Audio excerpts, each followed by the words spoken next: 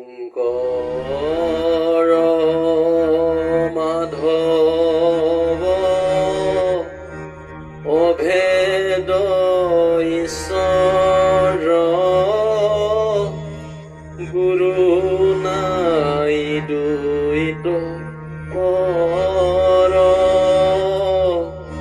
দুহানু নামৰ কীৰ্তন কৰিয়া কৃত হুৱে নৰ ৰাম দুহানু নামৰ কীৰ্তন কৰিয়া কৃত হুৱে নৰ কৃষ্ণ সমস্ত বাবাই সমস্ত লৈ আকৌ এবাৰ মোৰ ইউটিউব চেনেললৈ প্ৰণাম কৰিছোঁ। আজি আমি মহাৰাজ পৰীক্ষিতৰ কথা আলোচনা কৰিবলৈ আহিছোঁ। কৃষ্ণ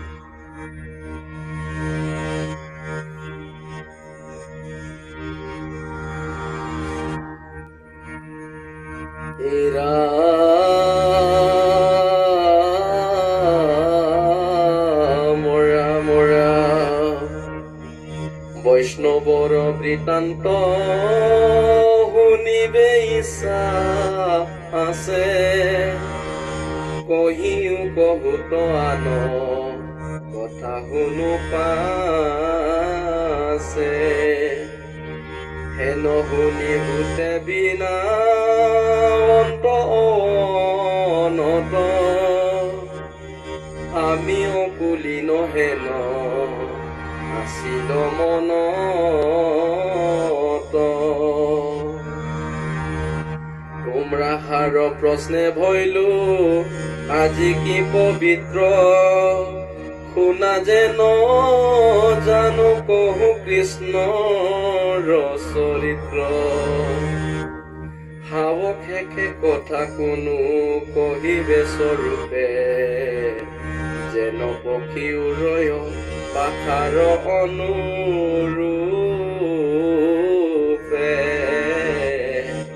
হৰি ৰাম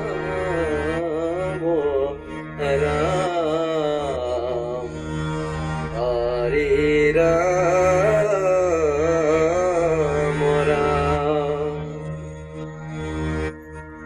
কৃষ্ণ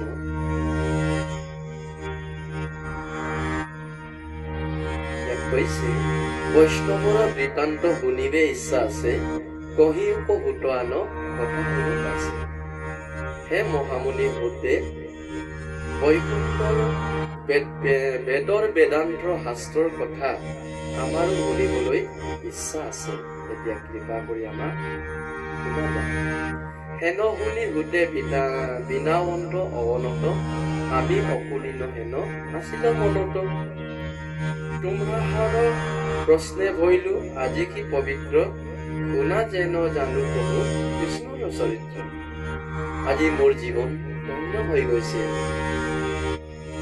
আমি ভাবি আছিলো অকুলি নিষ্কুলীয়া জাতি। তোমালোকে যে এতিয়া মোক গুৰু ৰূপে মানি বৈকুণ্ঠৰ শাস্ত্ৰ কবলৈ সুযোগ দিছে, আমি জীৱন ধন্য হৈ গৈছো আৰু আজিহে মোৰ মন পবিত্ৰ হৈ গৈছে বুলি কৈছে। সেইকাৰণে কৈছে শুনা যেন জানো কহু কৃষ্ণৰ চৰিত্ৰ, সাৱকে কথা কোনে কহিবে স্বৰূপে। ভগৱান শ্ৰীকৃষ্ণৰ কথা এতিয়া আমি কম, যিমান পাৰে ইমানে কম। আৰু আজিলৈকে যে ইমানে কৃষ্ণ কথা এইটোৱেই আৰু ইমানতে শেষ হৈছে, এনেকে আৰু ক'বও নোৱাৰে। কৃষ্ণ কথা শেষ নহয়, বৈকুণ্ঠৰ শাস্ত্ৰৰ কথা শেষ নহয়, হৰি অনন্ত, হৰিৰ কথাও অনন্ত, অন্ত নাই বুলি কৈছে। আৰু কৈছে যেন পক্ষী উৰয় পাখাৰ সাৱকে কথা কোনে কহিবে স্বৰূপে, যেন পক্ষী উৰয় পাখাৰ অনুৰূপে।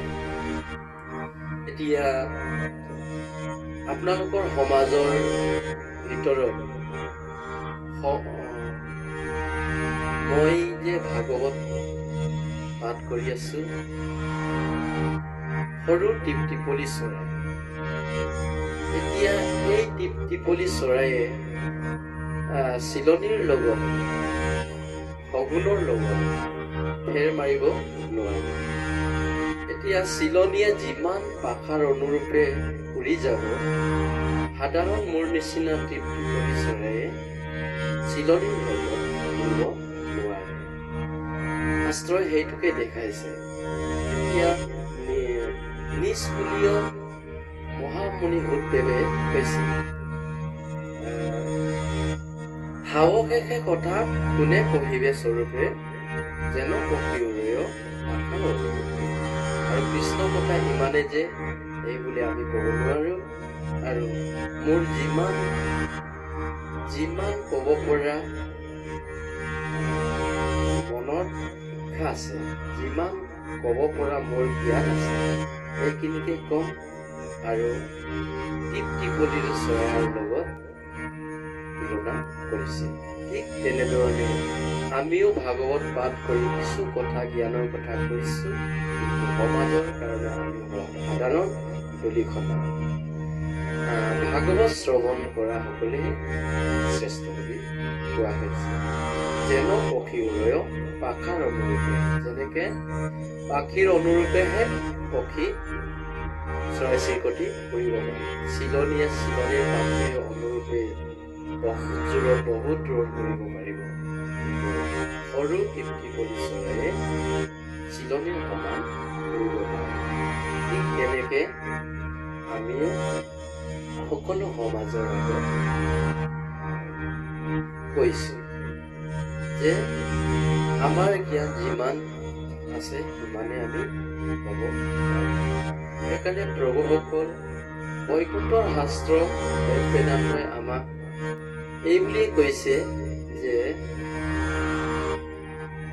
প্ৰভু ভগৱন্তৰ কৃপাপাত্ৰ হ'বলৈ, প্ৰভু ভগৱন্তৰ ভক্ত হ'বলৈ অধিককে জানিও লাভ নাই।